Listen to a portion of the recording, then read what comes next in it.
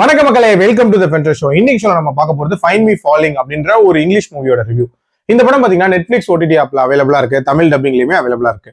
இந்த படம் ஒரு ரொமான்ஸ் டிராமா. அதாவது ஜான் அப்படின்ற ஒரு ராக் ஸ்டார் தன்னோட லவ் லைஃபை தேடி சிப்ரஸ் அப்படின்ற ஒரு பகுதிக்கு வராரு அப்படின்ற மாதிரி காட்டியிருப்பாங்க. வந்த இடத்துல ஒரு மலை உச்சியில தான் இவரோட வீடு இருக்கு. அந்த பிளேஸ் எதுக்கு ஃபேமஸ் அப்படின்னா சூசைடுக்கு ஃபேமஸ்.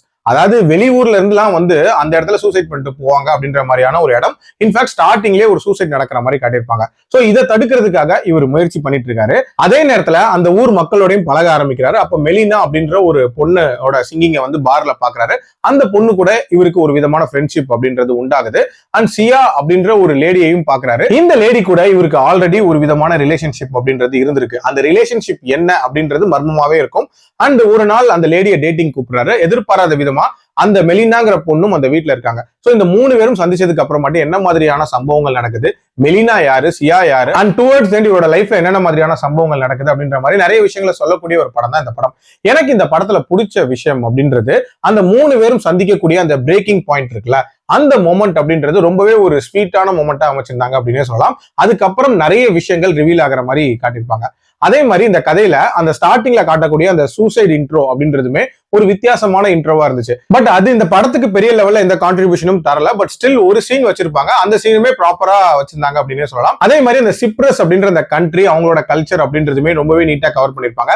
இன்ஃபேக்ட் அங்க இருக்கிறவங்க எல்லாரையும் தெரியும் அப்படின்ற மாதிரி ரொம்ப கனெக்டடான ஒரு ஊர் அப்படின்ற மாதிரி காட்டியிருப்பாங்க. ஆல்சோ இந்த கதை வழியா பிரிஞ்சு போன லவ்வர்ஸ் தங்களோட வாழ்க்கையில பல விஷயங்களை பார்த்ததுக்கு அப்புறமாட்டு திருப்பி எப்படி ரீயூனைட் ஆறாங்க அப்படின்ற ஒரு சின்ன விஷயத்தை தான் கன்வே பண்ண ட்ரை பண்ணிருக்காங்க.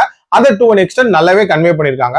அதுவும் லெஸ் தென் 2 hours டியூரேஷன்ல பண்ணது அப்படின்றது ஒரு ஆடட் அட்வான்டேஜ் தான் நான் பாக்குறேன். பட் பிரச்சனை என்னன்னா, இந்த ரொமான்ஸ் வழியா ஏதாவது பெரிய லெவல்ல இம்பாக்ட் கிரியேட் ஆச்சு அப்படின்னா எதுவுமே ஆயிருக்காது. ரொம்ப ரொம்ப சாதாரணமான ஒரு கதையா இருக்கும். இன்ஃபேக்ட் நிறைய இடங்கள்ல நம்ம பார்த்த மாதிரியான ஒரு ஸ்டோரியா தான் இருக்கும். அதே மாதிரி இதுல வந்து பாத்தீங்கன்னா அந்த மெலினாங்கிற பொண்ணு ஏகப்பட்ட சாங்ஸ் பாடிட்டு இருப்பான் இந்த படத்துல.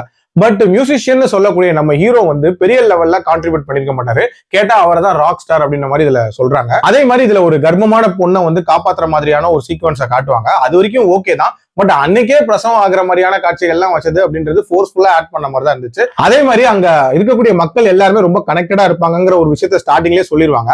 அதனாலே என்னன்னு தெரியல, ரொம்ப லிமிடெட் கேஸ்ட்குள்ளேயே வச்சு இந்த கதையை முடிச்சிட்டாங்க அப்படின்னு சொல்லலாம். ஓவரால் ஒரு சாதாரணமான ரொமான்ஸ் ஸ்டோரி தான். ட்ரை பண்ணி பார்க்கணும்னா பாருங்க. என்னோட ரேட்டிங் இந்த படத்துக்கு 2.5 out of 5. அடல்ட் கண்டென்ட் பொறுத்த வரைக்கும் இதுல இருக்கு. அதுக்கேற்ற மாதிரி பிளான் பண்ணிக்கோங்க. மீண்டும் அடுத்த விமர்சனத்தில் சந்திக்கிறேன். நன்றி, வணக்கம்.